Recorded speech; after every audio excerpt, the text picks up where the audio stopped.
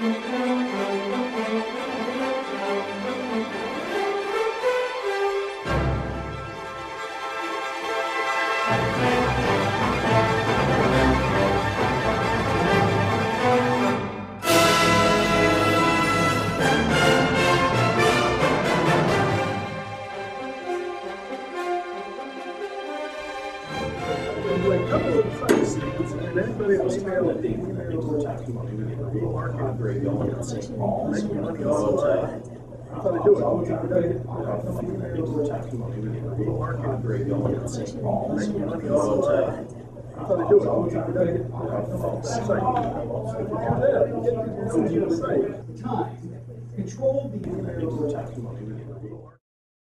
Republicans then create a document called the Debates and Proceedings of the Constitutional Convention for the Territory of Minnesota.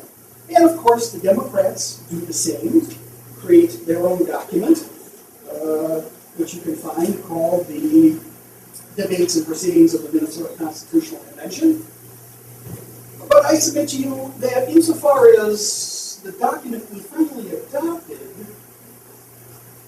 it was not necessarily ever drafted by either of those conventions, that those minutes and proceedings perhaps are relatively worthless in terms of determining the intent of the framers, because the framers ended up to be 10 people sitting in a room, cutting a deal. Now, I want to give you a few examples. I know many of you, that gives you the history. I do want to add, though, that Chief Justice Emmett, who was the first Chief Justice, when a constitutional issue came to him, he said, well, the language of the Constitution is the same as the was in the he was, by the way, a Democrat and attended the Democratic Constitutional Convention. He said, the language was adopted, it was the exact same language as the Democrats had proposed. Therefore, we will look at what the Democrats said in their proceedings was their intent.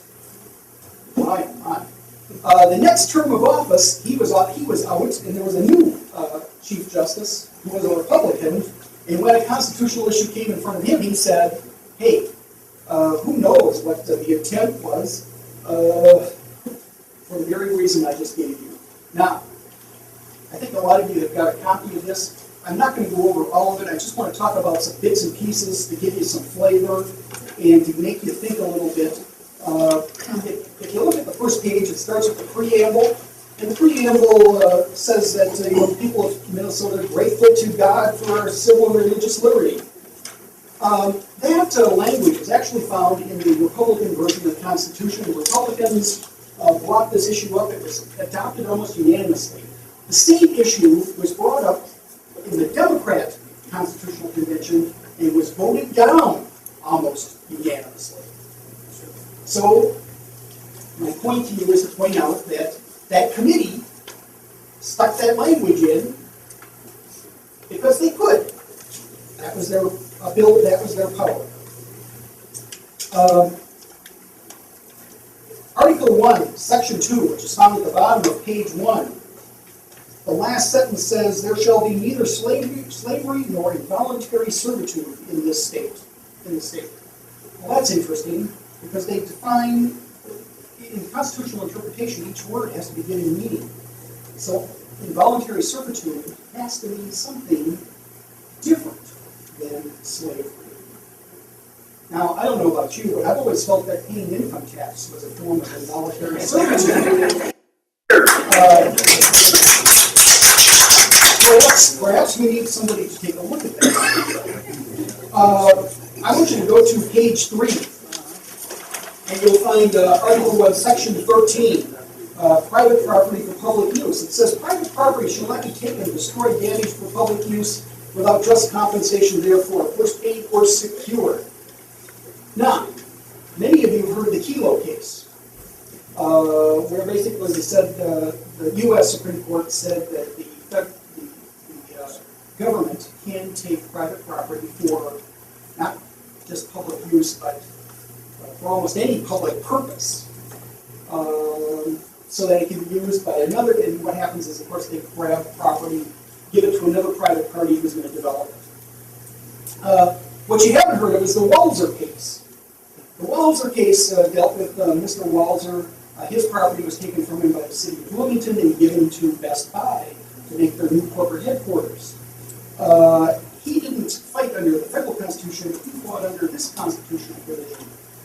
And the Minnesota Supreme Court, this case actually arose before the Kelo case.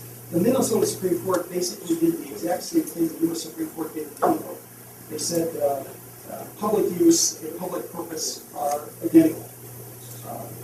I, again, find that astounding, but that's what they did. And my suggestion to you, if you may want to consider changing your constitution to protect private property. I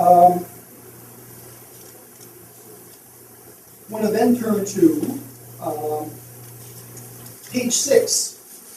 You'll see section 13, which talks about a quorum. The reason I want to bring that up is it talks about that a majority of each house constitutes a quorum to transact business. And the reason I'm bringing that up is because of what just happened in Wisconsin, where they needed not only a quorum of a majority, but to handle appropriations needed 2/3. When they couldn't get the 2/3, they stripped their bill, perhaps you'll remember, to get it down so that to strip out the appropriation portions so that they only needed a simple majority. Minnesota doesn't make a difference, doesn't make a distinction between one type of bill and other types of bills. It just requires a majority to have a quorum. It also says that, if you read the very end, it says that they can compel the attendance of absent members in the manner and under the penalties it may provide. So, remember there was a discussion in Wisconsin about actually somehow penalizing the absent members, and in fact here a majority can form the quorum, and then do that very thing.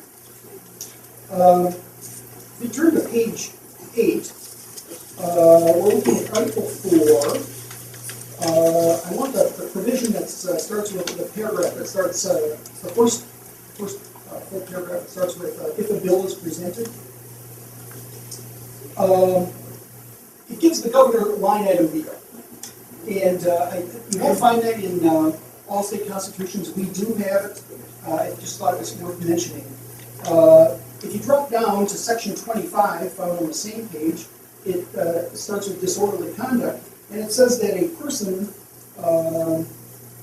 that each house during a session may punish by imprisonment for not more than 24 hours any person not a member who is guilty of any disorderly or contemptuous behavior in its presence.